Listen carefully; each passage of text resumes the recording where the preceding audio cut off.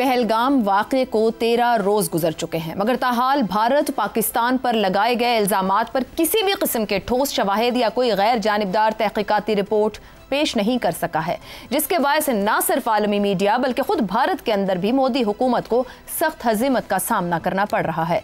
हर platform पर नाकामी के बावजूद भारत ताहाल ओछे हथकंडों से बाज नहीं आ रहा। 23 अप्रैल को भारत ने पाकिस्तान के खिलाफ इक़दाम करते हुए सिंध तास मुआहिदा यकतरफा तौर पर मुअत्तल करने का ऐलान किया था। भारत के इस गैर कानूनी और घिनौने अमल के नताइज अब अमली तौर पर भी सामने आने शुरू हो चुके हैं। सिंध तास कमीशन ने भारत की जानिब से मुआहिदे की बड़े पैमाने पर खिलाफ वर्जी के बारे में वफाकी हुकूमत को तफसीली रिपोर्ट जमा करवाई है। रिपोर्ट में भारत की जानिब से पाकिस्तान के हिस्से के दरियाए जेहलम और चनाब समेत मगरबी दरियाओं पर गैर कानूनी तौर पर 3 हाइड्रो इलेक्ट्रिक प्लांट्स और मंसूबों की तामीर का जिक्र किया गया है। भारत ने मकबूजा कश्मीर में 2 पन बिजली मंसूबों के भी आबी ज़खायर की गुंजाइश बढ़ाने का काम भी शुरू कर दिया है। आबी ज़खायर की गुंजाइश बढ़ाने का काम भारत की जानिब से इंडस वाटर ट्रीटी की खिलाफ वर्जी की बड़ी मिसाल करार दिया जा रहा है। भारत की जानिब से हालिया आबी दहशतगर्दी को आगे बढ़ाते हुए बगलिहार डैम के जरिए दरियाए चनाब में आने वाला पानी रोकना शुरू कर दिया है, जिसके बायस दरियाए चनाब में पानी के बहाव में मुसलसल कमी आ रही है। महकमा नहार के मुताबिक पानी की आमद 87,000 क्यूसिक से कम होकर सिर्फ 10,000 क्यूसिक रह गई है। भारत ने गुज़श्ता 2 दिन में दरियाए चनाब में पानी की आमद 35,600 क्यूसिक कम की है। भारतीय वजारत खारजा के मुताबिक किशन गंगा डैम के जरिए दरियाए जेहलम अगला हदफ होगा। भारतीय आबी वसाइल के वजीर CR पाटिल के मुताबिक इंडियन हुकूमत ऐसे इक़दामात पर काम कर रही है जिनके जरिए पाकिस्तान को एक कतरा पानी भी न मिल सके। 1960 में होने वाला सिंध तास मुआहिदा पाकिस्तानी ज़रई ज़मीन के 80% हिस्से को पानी की फराहमी यकीनी बनाता है। यानी ये मुआहिदा पाकिस्तान की मईशत और ज़राअत के लिए बैकबोन की हैसियत रखता है। माजी में 3 जंगों और मुतअद्दिद दीगर तनाज़ात के बावजूद दरियाओं के पानी की तकसीम से मुताल्लिक़ इस मुआहिदे की मुअत्तली या बड़ी खिलाफ वर्जी नहीं की गई, मगर इस बार भारत की जानिब से इंतहाई कदम भी उठा लिया गया है।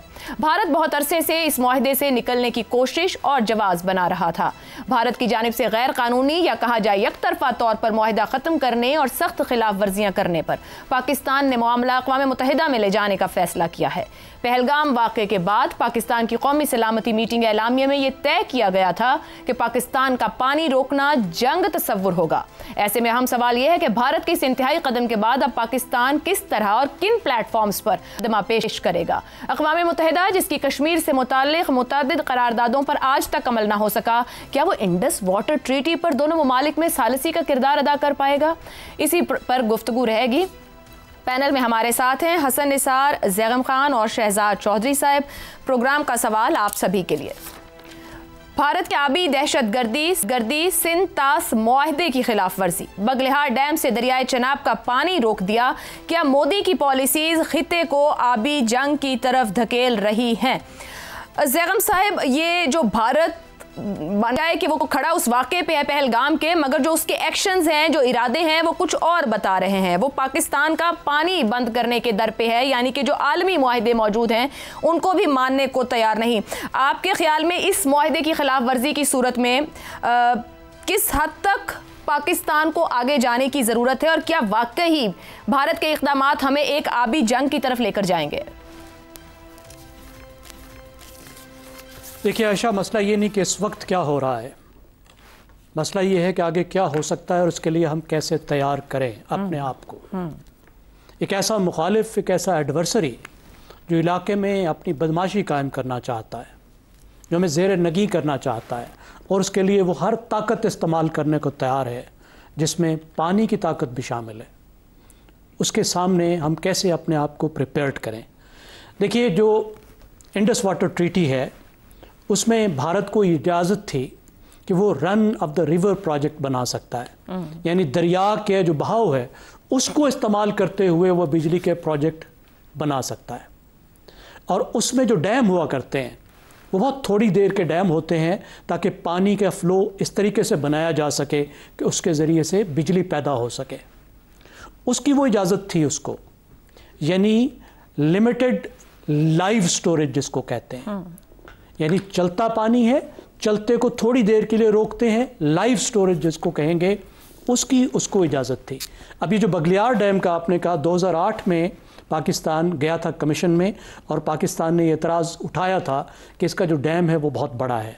तो उस वक्त वर्ल्ड बैंक ने इसको देखकर उसके बाद कहा था कि नहीं, थोड़े से चेंजेस के बाद ये एक्सेप्टेबल है, और जो इजाज़त मिली थी उसको वो है 37.5 MCM मिलियन क्यूबिक मीटर्स। अब आजकल का जो मौसम है, जब पानी का बहाव है, इस वक्त होता है जो बहाव, उस हिसाब से सिर्फ 6 घंटे का पानी भारत रोक सकता है बगलियार डैम के ज़रिए से। इससे ज़्यादा का पानी नहीं रोक सकता है। सर्दियों में पूरे 1 दिन का पानी रोक सकता है। अब आप देखिए कि 6 घंटे में तो कोई इतना बड़ा मसला नहीं होने वाला, लेकिन जब वो पूरे दिन के लिए रोकेगा उससे असर पड़ सकता है। लेकिन इससे अगली बात ज़्यादा इम्पॉर्टेंट है, वो ये है कि जब दूसरे जो प्रोजेक्ट्स हैं वो भी बन जाएंगे और कई प्रोजेक्ट्स में 1-1 दिन की कैपेसिटी होगी, तो फिर कई दिन का पानी रोकने की कैपेसिटी भारत की उन प्रोजेक्ट्स में आ जाएगी जिन पर इस वक्त काम हो रहा है, जो इसके इस वक्त के प्रोजेक्ट हैं। अब जो कई दिनों का पानी रोकने की कैपेसिटी है, उसके नतीजे में पाकिस्तान की ज़राअत को भी नुकसान पहुंचाया जा सकता है और उस पानी को अचानक छोड़कर पाकिस्तान के लिए मुश्किल भी पैदा की जा सकती है, जिसको स्ट्रेटेजिक यूज़ ऑफ वाटर कहते हैं। अब इस वक्त हमारे पास फोरम्स अवेलेबल हैं। एक परमानेंट इंडस कमीशन है, पाकिस्तान उसमें ज़रूर जाएगा। पाकिस्तान न्यूट्रल जो एक्सपर्ट्स हैं उनसे बात करेगा। पाकिस्तान पहले भी जा रहा है, आर्बिट्रेशन में जाएगा। और इस वक्त जो हमारा बुनियादी सवाल होगा, जिस पर हम जाएंगे और जाना चाहिए और जा रहे हैं, वो है कि भारत को इस बात का कोई हक नहीं कि एक ऐसे मुआहदे को जिसमें से बाहर निकलने की कोई शर्त ही मौजूद नहीं है, क्लॉज ही नहीं है, कोई भी तब्दीली दोनों फरीकों के इत्तफाक राय के बगैर इसमें नहीं हो सकती।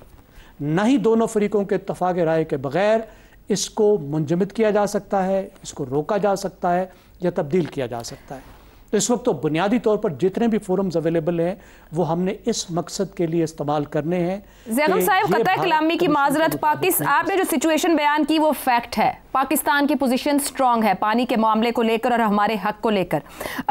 इस मुआहदे की खिलाफ वर्जी की सूरत में बैन अक़वामी क़वानीन, अक़वाम मुत्तहिदा के वाटर कोर्स कन्वेंशन की बात करें, गारंटर की बात करें, आर्बिट्रेटर के पास चले जाएं, इंडस कमीशन के पास चले जाएं, पाकिस्तान के मौक़िफ़ को किस हद तक हिमायत मिलेगी? पाकिस्तान को इसको कितना आगे तक लड़ना पड़ेगा अपना हक लेने के लिए, आपको क्या लगता है? क्योंकि यूएन के अंदर तो पहले कश्मीर के मामले पे बहुत कुछ पड़ा है, मगर अब हम सिर्फ पानी की अगर बात करूं, फोकस करते हुए पानी के मामले पे, पाकिस्तान को कितना जल्दी उसका हक मिलेगा? जिस हिसाब से भारत डैम बना रहा है, या आपने कहा कि वो 1 से ज़्यादा दिनों तक पानी की स्टोरेज की तरफ जाता है, अगर उसकी सारी तामीरात वहाँ मुकम्मल हो जाए, कहाँ तक की लड़ाई की ज़रूरत है? किस तरीके से वो लड़ाई लड़ने की ज़रूरत है? अब देखिए, कुछ चीज़ें ऐसी हैं जो इंडस वाटर ट्रीटी के अंदर आती हैं। जैसे मैंने आपसे अर्ज़ किया कि जो प्रोजेक्ट्स हैं, इनकी जो उनको इजाज़त है, तो ये तो हम कमीशंस के, इन्हीं कमीशंस के थ्रू ही लड़ सकते हैं। लेकिन कुछ बातें जो वो कह रहा है जो कमीशन में इस ट्रीटी में आती ही नहीं है, इंडस वाटर ट्रीटी से बाहर है, जैसे कि इसको मुंजमद करना। अब उसके लिए फ़ोरम भी इस्तेमाल करने हैं, लेकिन देखिए खाली आपको ये ग्लोबल फ़ोरम नहीं बचाएंगे, ख़ास तौर पे आज के दौर में जबकि दुनिया एक रूल बेस्ड ऑर्डर उसमें रहा ही नहीं है, एक अजीबो गरीब खींचातानी है, एक नफ्सा नफ्सी है। तो वहाँ आपको अपनी ताकत पर इन्हिसार करना पड़ेगा, अपने डेटरेंस पर इन्हिसार करना पड़ेगा, और भारत को बताना होगा कि जहाँ हमारी ज़िंदगी और मौत का सवाल होगा वो हमारी रेड लाइन, और ये बार बार बताया जा रहा है, कुछ भी कर सकते हैं, कहीं तक भी जा सकते हैं। ठीक हो गया, पानी रेड लाइन है, ये बार बार बताया जा रहा है। हसन निसार साहब, आपके ख्याल में किस फोरम पे अक़वाम मुत्तहिदा की बात बार बार की जाती है, पर हमने वहाँ देखा, आपके ख्याल में कोई किरदार अक़वाम मुत्तहिदा इस पानी के मामले पे कम से कम अदा कर सकेगा, या हम वाकई पानी के मामले पर एक जंग की तरफ बढ़ जाएंगे? देखें, ये मुमकिन नहीं है। इन लोगों की मत मारी गई है, दुनिया की मत पूरी तरह मारी नहीं गई है। दोनों तरफ न्यूक्लियर पावर्स हैं। तफसील आपको इसकी ज़ैगम साहब दे चुके हैं। दूसरी तरफ एक बात याद रखें, ये पानी क्या है? पानी ज़िंदगी है। आप खेतों से ले के इंसानों तक के लिए पानी सबसे पहले ऑक्सीजन है, वो इंसान की ज़रूरत, दूसरी पानी है, और खाने के बगैर शायद आप 15-20 दिन गुजार जाएं। इसलिए भूल जाएं पुराने ज़मानों में एक बात याद रखना, जब पानी नहीं मिलता था तो मंगोल अपने घोड़ों को गर्दन के करीब एक ख़ास जगह पे खंजर मार के अपनी प्यास बुझा लिया करते थे। इसी तरह सेकेंड वर्ल्ड वॉर में जापानीज़ में जो जंगलों में फंसे हुए थे या छुपे हुए थे, उन्होंने भी जानवरों और परिंदों के खून से अपनी प्यास बुझाई। अगर भारत हमें वहाँ तक धकेलने की कोशिश करेगा तो किसी तफसील में जाने की ज़रूरत नहीं है। इसमें कौन सी को कॉमन सेंस, मतलब कॉमन सेंस की भी ज़रूरत नहीं। सही। क्या ऑप्शन है? आप भी होंगी तो क्या करेंगी, मैं भी होंगी तो क्या करूँगा। ओ भाई बात सुनो, पानी और खून का कॉकटेल बनेगा, सिंपल। अगर पल्ले बात नहीं पड़ती, ये जो अभी इन्होंने जैगम साहब ने भी हवाला दिया है कि वो जो इंटरनेशनल ये वो जो भी है मामला, वो टू हेल विद इट। ठीक, समझो दुनिया है ही नहीं, सिर्फ पाकिस्तान है और भारत है, पानी बंद है, तो what are you going to do. इसमें कोई बुज़दिली, बहादुरी, एग्रेशन वगैरह की ज़रूरत नहीं, सिंपल। पानी नहीं है तो खून है, ख़त्म। फिर जिसमें ज़्यादा दम होगा वो जी लेगा, ही दोनों बर्बाद हो जाएंगे, ख़त्म साहब, कोई इशू नहीं है। और एक बात आखिरी सुन लो जी। मेरा ख्याल है मोदी साहब ने अपनी गीता भी नहीं पढ़ी। अगर उस आदमी ने गीता पढ़ी होती, ये गैर इंसानी हैवानी ख्याल भी उसको ना आता, तो बदतरीन दुश्मन को भी बंदा, कोई नॉर्मल इंसान ये सोच सकता है। बहरहाल ठीक हो गया।